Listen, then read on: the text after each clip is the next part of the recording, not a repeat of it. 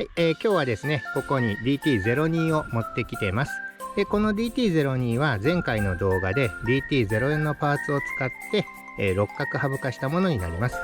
で、六角ハブ化したことによって結果的には打角はちょっと甘くなってしまったんですけれど、タイヤの交換がかなり楽になったということで、良しとしてました。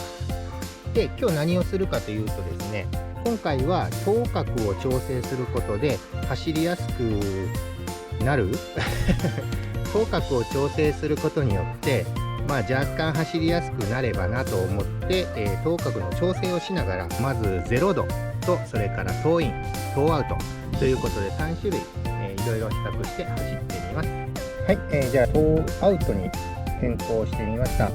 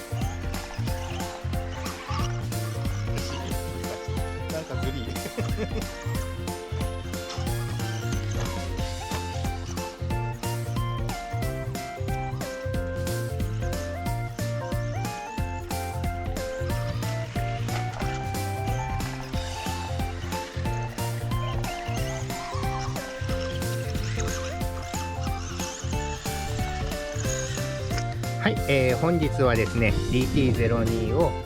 それぞれトーイン、トーアウト、それからトー角0度ということで3種類に変えてみて、比較しながら走ってみました。結論としては自分の中ではトーインが一番走らせやすかったです。トーアウトが悪いとかがなくてですね、グリップが高いので、ちょっとのステアリングでかなり反応してしまうというのと、あとジャンプ着地の際も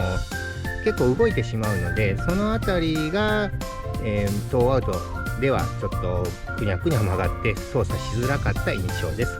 なのでこのあたりは技術の差でおそらく変わってくるのかなと思うんですけど、 DT02 にはまた今後も頑張ってもらって、いろいろなハイエンドマシンとも走ってみようかなと思っておりますので、今後もよろしくお願いいたします。それでは本日の動画は以上となります。また今後も、いろいろな動画、自分の興味の持ったことやっていこうと思いますので、よければいいねボタン、チャンネル登録もよろしくお願いいたします。それでは最後までご視聴いただきありがとうございました。失礼いたします。